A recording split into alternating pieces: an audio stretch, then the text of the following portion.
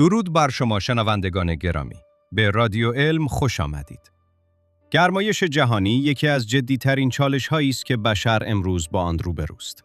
میانگین دمای زمین در دهه‌های اخیر به طور قابل توجهی افزایش یافته و این تغییر تنها یک عدد روی دماسنج نیست، بلکه نشانه‌ای از دگرگونی عمیق در سیستم‌های طبیعی سیاره ماست.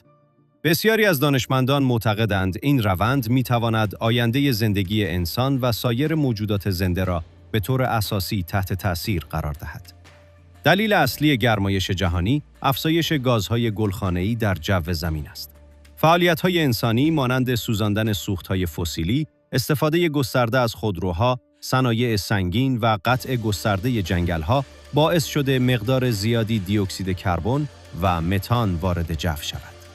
این گازها گرما را در اطراف زمین نگه می‌دارند و مانع خروج آن به فضا می‌شوند.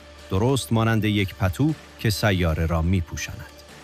با افزایش دمای زمین، اثرات گرمایش جهانی به تدریج آشکارتر می‌شود. ذوب شدن یخ‌های قطبی، بالا آمدن سطح آب دریاها، خشکسالی‌های شدید، سیل‌های ناگهانی و موج‌های گرمایی از جمله پیامدهایی هستند که همین حالا هم در نقاط مختلف جهان دیده می‌شوند. این تغییرات نه تنها طبیعت، بلکه امنیت غذایی و منابع آب انسان‌ها را نیز تهدید می‌کند. گرمایش جهانی همچنین تأثیر مستقیمی بر حیات وحش دارد. بسیاری از گونه‌های جانوری و گیاهی نمی‌توانند خود را با تغییر سریع دما و شرایط اقلیمی تطبیق دهند و در معرض انقراض قرار می‌گیرند.